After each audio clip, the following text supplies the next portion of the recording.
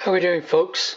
I just after we did the strobe timing the other day on the B25, we were just looking, and somebody also mentioned that the earlier B25 C25s, there is no timing plug drilled in the left-hand crankcase to line up with the hole that's pre-drilled in the flywheel. So I was just wondering, I know it has the porthole over the rotor, so whether there's a pointer in there or whatever, I'm not sure. But I was wondering, how would you do it? The only way you could do it is to measure the distance before top dead center as a physical measurement on the stroke. So I've just drawn something up in CAD, a little bit of geometry, saved doing it on paper with just numbers, so it's a little bit more visual. So there's our big end crank pin, and there's our small end or gudgeon pin. So the B25 has a conrod centres between the gudgeon pin and the big end of 134.9 millimeters, and we know that the stroke is 70, so it's got a radius of 35, and we also know that they ask for full advance to be 37 degrees. So this one would be top dead center. So crank pin, big end pin right at the top, small end right at the top in the bore. And then I've also done one at 37 degrees before top dead center. So struck an arc at that point to give me the 134.9 diameter, which strikes through that vertical line. And there's that gudgeon pin profile, gudgeon pin, big end, and it gives a distance which equates from the 37 degrees before top dead center of 8.7 millimeters.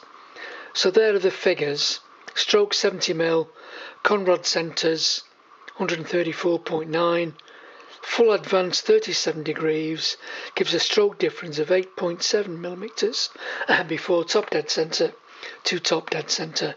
So I'm going to try and make a tool. I know you can probably buy them, but try and make one a bit more bespoke to the old Brit bikes. So I've got an old spark plug.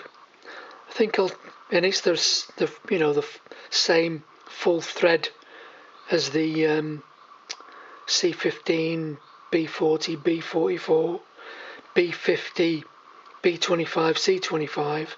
So I might just shorten that a little bit, and I'll turn the neck off here and just pull the ceramic out, and then we'll put some kind of plunger device in there, because that value there of 8.7, let me get a pencil. If we look at the bore and then the TDC, whatever it may be, and you've got a dome on the piston, obviously, and your conrod, and then you've got before top dead center, and then you've got the cylinder head with the spark plug hole, and I reckon that it's like 15 degrees or something.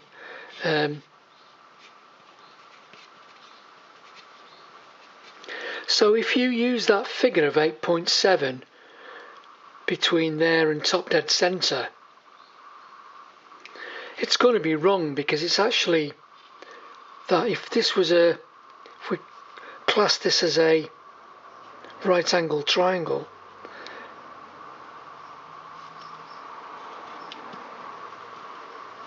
that is actually the hypotenuse. So that 8.7 relates, let's call it the to the baseline, but it's actually the hypotenuse, so the distance is going to be different. But also, because there's a dome on top of the B25 piston, as it moves from one to the other, and because of this 15 degrees, it's going to be in a different portion of the height of the dome as well. So I was thinking of making something that will, let's try and measure it accurately. Now we've got this information, see what it looks like, see what we come up with. So I've got a bit of a plan to knock something up. So let me get started on this and we'll be back, see what it turns out like. So be back in a second. Okay, I've turned the little flange off the end take the ceramic centre out, the spark plug. I have shortened it a little bit. I've bored it and I've just turned up a bit of alley, which will be an interference fit, so that'll push tight into there, and then I'll find a bit of 4 or 5mm rod round the end on it, and that'll be the plunger. So I think it's going to work. So let's just get this pressed in and bored, see if we can find a bit of round bar to suit, and see how it looks. So back in a second. Okay, I think we're there. So there's our device. It was an interference fit, the centre, so that's just forced through, and that's obviously it's never going to come apart. So I found a bit of 5mm, and I've gently turned the end nice and round so that as it rubs along the piston, it's not going to dig in or anything. And this end I've just put a little ferrule on the end, so obviously it doesn't drop into the engine. So we should be able to, I'm not going to do it now, it'll be no time for you but tomorrow morning for me, we'll be able to do our settings with the vernier caliper, get a measurement, zero it, go your 37 degrees and see what the difference is, because I don't think it can be 8.7 because of this 15-degree angle here, because it's the hypotenuse length, isn't it? So it's going to be more than. And interestingly, we'll do the 8.7 and see what it comes out at in degrees as well. So anyway, there's the item done. So no time for you at all, but tomorrow now for me. We're going to check this, and I think it's going to be greater than 8.7. Anyway, catch you in a short time for you, but tomorrow morning for me. Okay, here we are, all tooled up. Spark plugs out. I've got a socket to up the engine back into. And there's our new edition tool. So I cut the washer off, which you probably noticed. So I want this to, so you get a nice register. Every time you wind it in, it's going to find the exact register and always go back at the same height. So just give it a squeeze, doesn't need any more than that. The pin in, and let's rock it and find TDC if we can.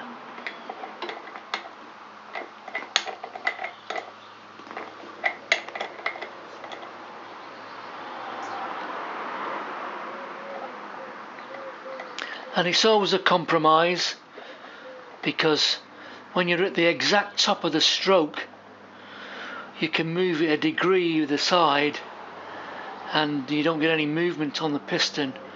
Whereas if you did it with 90 degrees and then used a disc like we did it on the Tiger Cub a couple of years ago, that is a really accurate way to find it.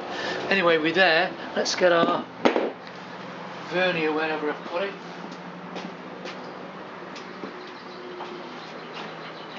Okay, so la vernière onto there, nice and square, and down we go. Keep it square. If I zero that now,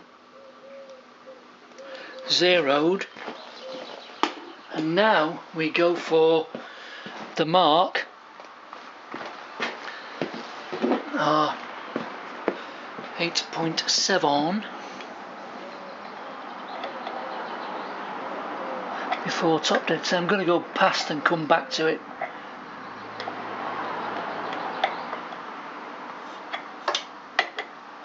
Compression's working, it's lifting the little rod up.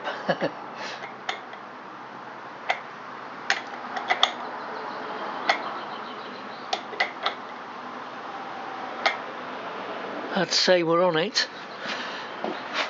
Bit of parallax error for you maybe, that might, I don't know if there's enough light in there, but that's as close as I'm going to get it. And now let's see what it gives, which will be very interesting. That way around, keep it parallel, parallel it is, down we go. Oh, 10.2, 10.2, that's a big difference, big difference. So, I've just moved it, sorry, with my finger.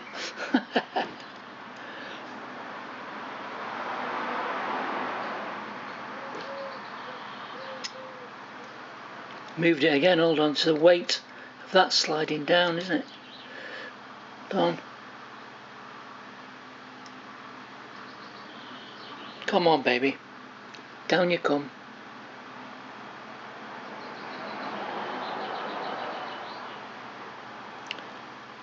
What's that? 10.26. Let's write that down. 10.2. Okay. Just let me have a think about this now. There's got to be a way, isn't there, to... How can we measure that? Just let me have a think. We'll be back in a second.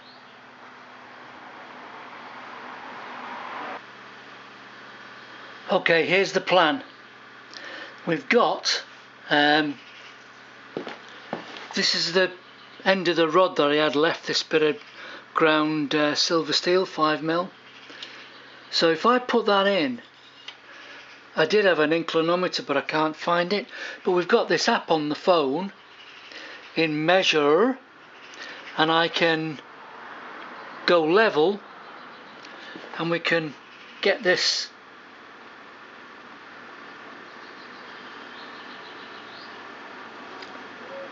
so 33 degrees. So the angle of that's quite a steep angle, isn't it? So 33 degrees is the angle, and we need two bits of information, don't we? We've got the angle and we know that the height is 8.7. So let's have a look at the Zeus in the Zeus book and try to work out. We should be able to work out that length, so it should come back up similar to what we measured with the vernier caliper, which was it 10 point something, wasn't it? So let's have a look, back in a second. Okay, there's our 10.2, which is the hypotenuse. So what have we got? We'll do it as a right angle triangle because we can. So we know, so that would be A, B, C, or whichever way round. So that's our 10.2. And this is our 33 degrees. So let's get the Zeus book. No, the known quantity was that, wasn't it? The 8, which is this one, the base. That was our 8.7, and we need to confirm that we're right with this. 10.2. So let's get the Zeus book and we'll be back in a second. Okay, we're on. So the information we've got is, we know B, so that's big capital B, isn't it, for our angle, and we know C, and we want to confirm A. So it is, we got small c and big B, small c and capital B, which is, so A would equal C and the cosine, C divided by the cosine of B. So let me have a play in here and we'll see what we come back with. Okay, just confirming I've got it right, hopefully.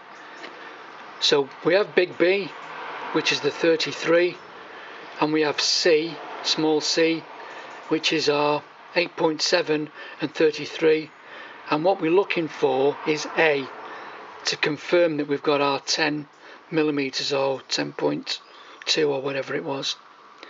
So it's the cosine of B we need. So cosine of B is 33, so sine and cosine. Table of natural sines, sines, cosines on this side. 33 is what I get, is 0.83867, so 0.83867, happy days, and we know the other one is just the 8.7. So if we have our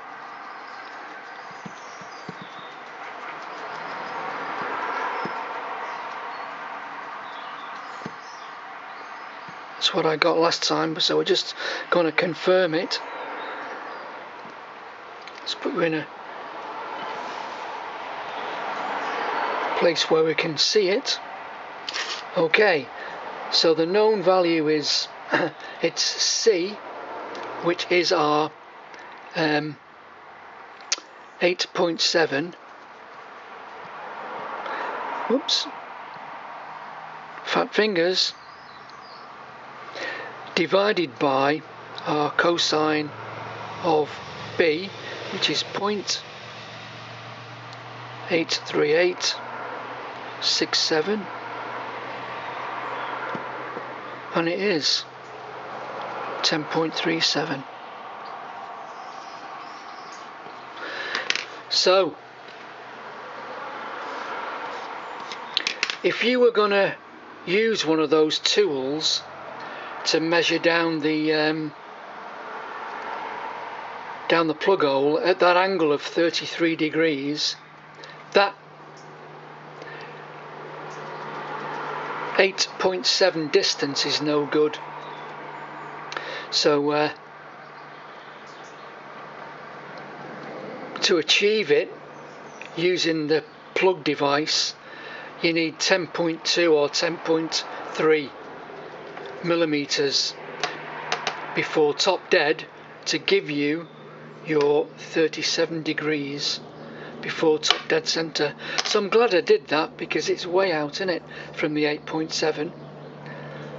So yeah, not a very good way of doing it, but if you've not got the timing plug and you want to check that that mark is correct on the rotor, then that's the only other method you've got, unless you take the head off, which you're not going to do for no reason, just to check it. So anyway, just a bit of fun, and another nice tool made into the armoury of the toolkits. So we'll see you on the next one, guys. Take it easy.